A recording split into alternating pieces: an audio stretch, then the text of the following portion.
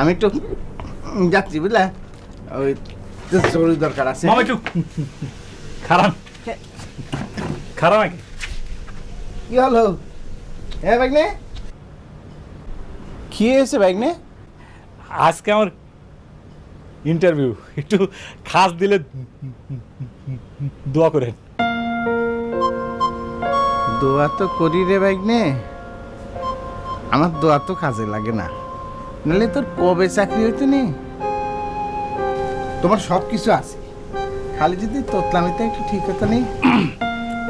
যাই ভাগ্নে, একবারে সাহস করে ইন্টারভিউ দেবা বুঝলা, কোনো ভয় করবা না। রাখো, হ্যাঁ মামা একটু দোয়া করেন। কর, এগুলো আল্লাহ ভালো করি বুঝলা, একেবারে সাহস করে দেবা। মানুষ চেষ্টা করলে কি না পারে, একটা বনের পাখি তার মুখেও কথা ফোটানো যায়।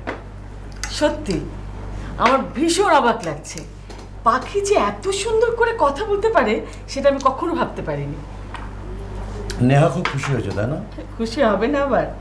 আচ্ছা ওকে ডাকো না, ও নাস্তা করবে না? হ্যাঁ, ওকে তো ডেকে আসলাম। নেহা, নেহা, উফ, যাচ্ছি। নেহা,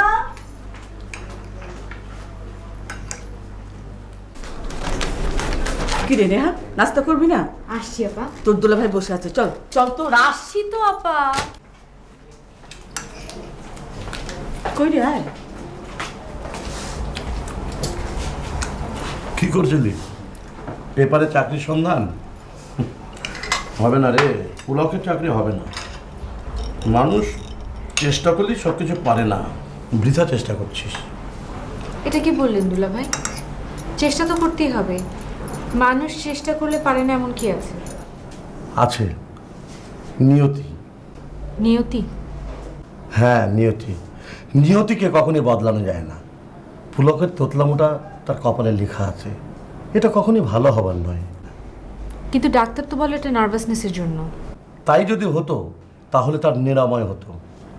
তার কত নেহা, চেষ্টা তো কম করলি না।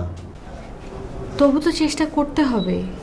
বৃথা চেষ্টা করে কি লাভ? হ্যাঁ, আর কতদিন অপেক্ষা করবি? বাইরে 10 জন 10টা কথা বলছে, একটার পর একটা কত ভালো প্রস্তাব আসছে। তোর অসম্মতির কারণে আমরা সব প্রস্তাব ফিরিয়ে দিচ্ছি। নেহা, আমি জানি তুই খুব ভালো মেয়ে, সেই জন্য তুই পুলককে অস্বীকার করতে পারছিস না, কিন্তু আমাকে একটু সময় দিন দুলা ভাই।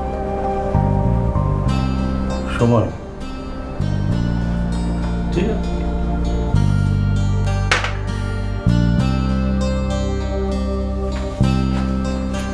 নেহা, তুই আর কত সময় চাস বলতো? আর নিজেকে এইভাবে ঠকিয়ে লাভ কি? পুলকের তোতলামের জন্য কোনোদিন ওর চাকরি হবে না, এই কথাটা জেনে শুনে তুই কেন বৃথা চেষ্টা করছিস? দুনিয়াতে এত ছেলে থাকতে এমন একটা ছেলেকে কেন যে তুই... আপা তুমি জানতে না ইউনিভার্সিটিতে ভর্তির সময় পুলক আমাকে কতভাবে হেল্প করেছে? প্রতিটা জুনিয়র স্টুডেন্ট পুলকের একটা নোট পাওয়ার জন্য অধীর আগ্রহে অপেক্ষা করত, অথচ পুলক নিজে এসে আমাকে নোট দিয়ে সাজেশন দিয়ে আরো কতভাবে হেল্প করেছে।